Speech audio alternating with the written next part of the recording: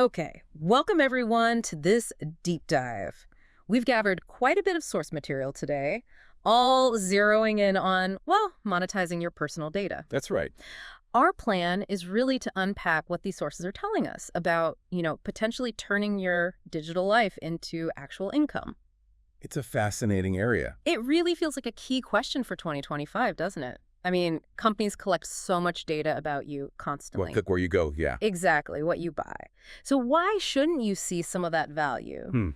These sources argue pretty strongly that your data isn't just, well, data anymore. It's treated like an asset. It has real market value. And what's really interesting and what the sources highlight is this new wave of platforms. They're popping up specifically for this. Okay. They essentially create a direct channel. So you can legally and with your permission sell certain types of your anonymized data. Right, legally sell it. And who's buying, according to the sources? Well, it's a mix. You've got advertisers obviously looking for better targeting insights. Sure. Then there are research companies who need data on, real-world behavior, not just surveys. Yeah. And increasingly AI firms. They are just hungry for diverse data sets to train their algorithms. That sounds potentially complicated for the average person, though. You'd think so, but the sources suggest these platforms actually make it surprisingly straightforward. They handle the complex parts, the heavy lifting. So how does it work for you, the user? Typically, you'd install an app, maybe some software. Then, and this is key, you decide what data you're comfortable sharing. So it's opt-in. Exactly. It's permission-based.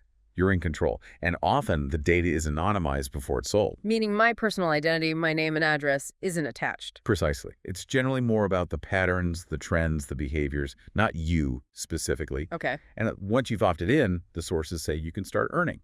Passive income, usually. Some platforms offer cash, some crypto, some gift cards, different models. Let's circle back to why this data is valuable. You mentioned market research.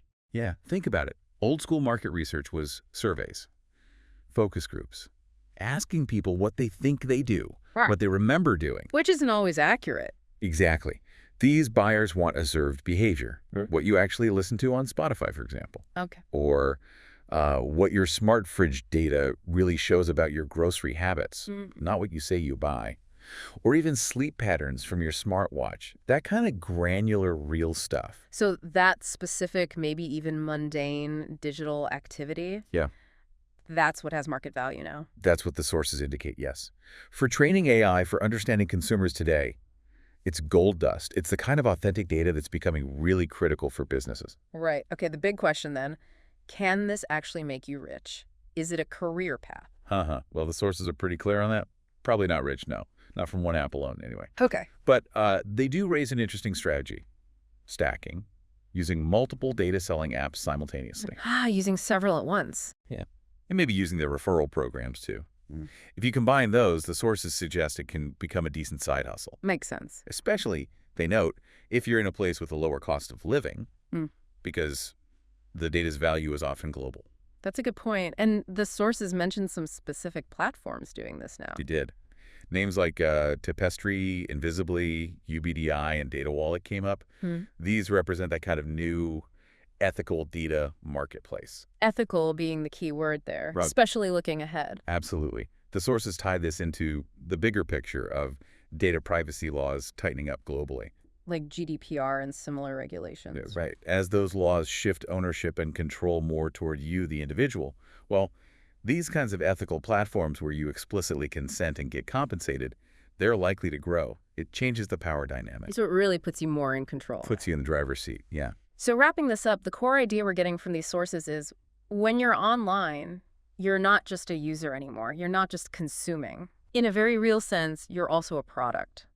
But maybe now, a product with some pricing power. That's a good way to put it. The information really pushes you to think about taking control of that data asset and maybe selling it smartly. Definitely makes you reconsider things.